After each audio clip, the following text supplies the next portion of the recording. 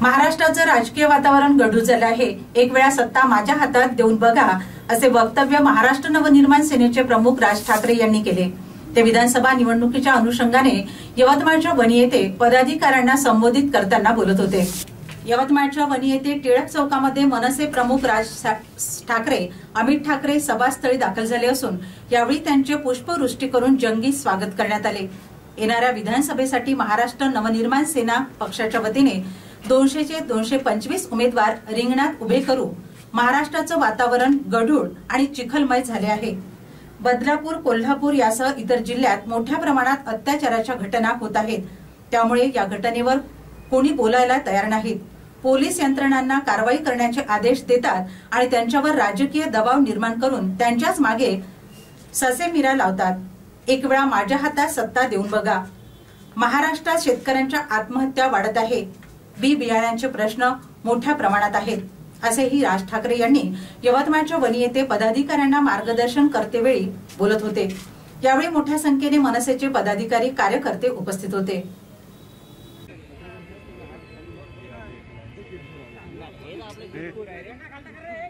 यावेळच्या निवडणुका जरा जवळपास 200-225 उमेदवार आपण पक्षातर्फे उभे करणार आहोत आणि एकूणच महाराष्ट्राचं राजकीय वातावरण इतकं गढूळ झालेलं आहे, इतका चिखल झालेला आहे। मी आजपर्यंत असं वातावरण महाराष्ट्रामध्ये कधी पाहिलं नव्हतं। इतक्या वर्षामध्ये इतकी वर्ष तुम्हीही पाहिलं नसेल। उन्हातानामध्ये उभे राहता, तुम्ही रांगेमध्ये उभे राहता, या लोकांना मतदान करता आणि कोट्याच्या भावाने नंतर माणसं विकली जातात। आज ह्याची सत्ता, उद्या ह्याची सत्ता, उद्या ही माणसं ह्याच्याकडे, उद्या ही माणसं ह्याच्याकडे। सध्या समजतच नाही कोण कुठच्या पक्षामध्ये आहे, तेच समजत नाही। आणि मला असं वाटतं की याचा तुम्हाला राग येतो की नाही येत। या असल्या गोष्टींचा राग व्यक्त करायची जी जागा आहे ना, ती येणारी विधानसभेची जागा आहे, निवडणूक आहे ती। त्यावर तुमचा राग व्यक्त झाला पाहिजे। आणि तुम्ही जर असेच राहिलात तर तुमच्या नशिबी अशीच माणसं येणार, अशीच सरकार येणार। कधीही प्रश्न सुटणार नाहीत कुठचेही। आता काल परवाकडे आपल्या बदलापूरमध्ये ज्या मुलीवरती जो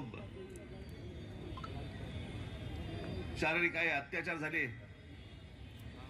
बलात्काराचा प्रयत्न झाला, आणि एक घटना महाराष्ट्र नवनिर्माण सेनेच्या आमच्या महिला सेनेने ती बाहेर काढली गोष्ट। तेव्हा लोकांना कळली, तोपर्यंत दाबून ठेवली होती गोष्ट।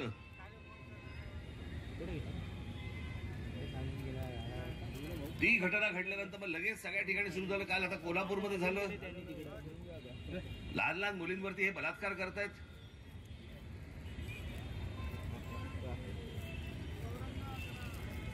हा माणूस आज पाहिजे होता। आज ही महाशक्ती जी आहे ना, ही आज पाहिजे होती।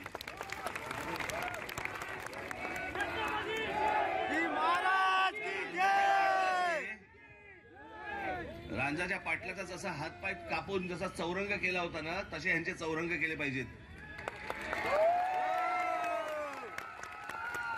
आमच्या मुली शाळेमध्ये पाठवायच्या आणि शाळेमध्ये पाठवल्यानंतर कालच मी त्या आश्रम शाळेमध्ये गेलो होतो। लहान लहान मुली तिकडे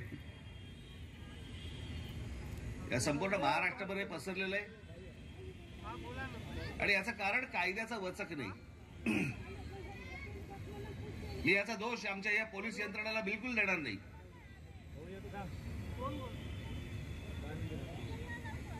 अजिबात देणार नाही। त्यांच्यावरचा जो सरकारी दबाव असतो ना, त्या दबावामुळे ह्या सगळ्या गोष्टी त्यांना तसं वागावं लागतं। कारण ह्यांनी काही गोष्टी करायला घेतल्या की ह्यांचं निलंबन काढणार, यांना नोकरीवरून काढून टाकणार, यांच्या चौकशा लावणार आणि जे सरकारमध्ये बसले त्यांच्या चौकशा कोणी नाही लावायच्या।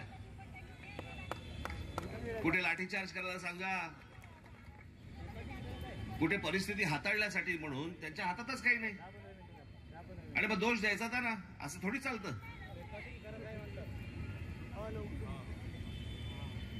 मी अनेकदा बोलत आलो तुम्हाला, अनेकांना असं वाटतं की राज ठाकरे असा सहज बोल, मी सहज नाही बोलतोय। मी तुम्हाला अत्यंत गांभीर्यपूर्वक तुम्हाला सांगतोय। एकदा या राज ठाकरेच्या हातामध्ये या महाराष्ट्राची सत्ता द्या तुम्ही एकदा.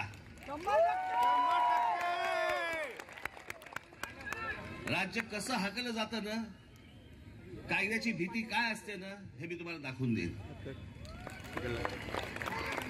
परत या महाराष्ट्रामध्ये परत कुठच्या बाईकडे मुलीकडे कोणी वाकडे नजरेने बघायची कोणाची हिंमत होणार नाही. याच पोलीस यंत्रणेला सांगणार, 48 तास देणार. मुंबई पोलीस, महाराष्ट्र पोलीस यांच्यावरती माझा पूर्ण विश्वास आहे. 48 तास हातामध्ये दिले ना, साफ करून ठेवतील महाराष्ट्र अख्खा. सगळ्या गोष्टी माहिती असतात, पण कोण येणार अंगावरती? आज अनेक विषय या महाराष्ट्रामध्ये पडलेले आहेत. महिलांचे विषय आहेत, शेतकऱ्यांच्या आत्महत्या होत आहेत, बी बियाण्यांचा प्रश्न आहे, विम्याचा प्रश्न आहे. दरवर्षी आपलं तेच सगळ्या गोष्टी चालू आहेत आणि आमचे सगळे सरकारी सगळे लोक गोल गोल उत्तर देत आहेत आणि आत्महत्या काही थांबत नाहीत. या सगळ्या गोष्टींवरची उत्तरं असतात, या सगळ्या गोष्टींवरची उत्तरं आहेत. आपण जी महाराष्ट्राची ब्ल्यूप्रिंट काढली होती त्या ब्ल्यूप्रिंट मध्ये या सगळ्या गोष्टी दिलेल्या आहेत. पण तुम्ही माझ्या हातामध्ये ही सगळी गोष्ट दिली पाहिजेत.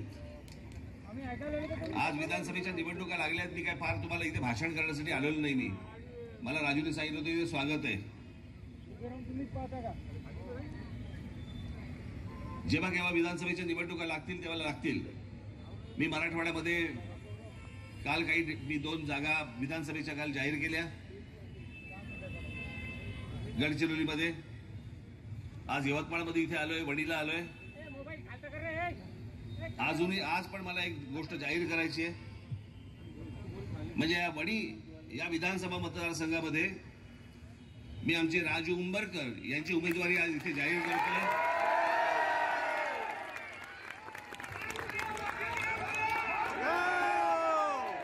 सर्वांनी पूर्ण ताकदीने राजू उंबरकरांच्या मागे उभं राहावं, त्यांना आमदार म्हणून आतमध्ये पाठवावं.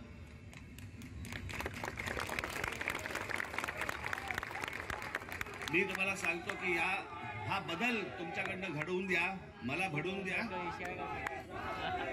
येणाऱ्या विधानसभेच्या निकालानंतर महाराष्ट्र नवनिर्माण सेना ही सत्तेत बसलेली असेल आणि तुमचे जे प्रश्न असतील, मी कसे प्रश्न सोडवतो तुम्हाला माहिती आहे बरं का. पहिल्यांदा हात जोडून जातो, समोरच्याने ऐकलं नाही तर हात सोडून जातो.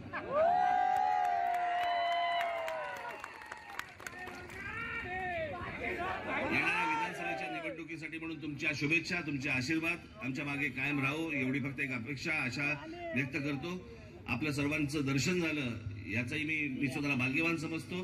निवडणुका जेव्हा लागतील त्यावेळेला प्रचार सभेसाठी म्हणून मी इथे येईनच, त्यावेळेला सविस्तर बाकीच्या गोष्टी आपण बोलू. तोपर्यंत आपण सर्वांची मी रजा घेतो. धन्यवाद. जय हिंद, जय महाराष्ट्र.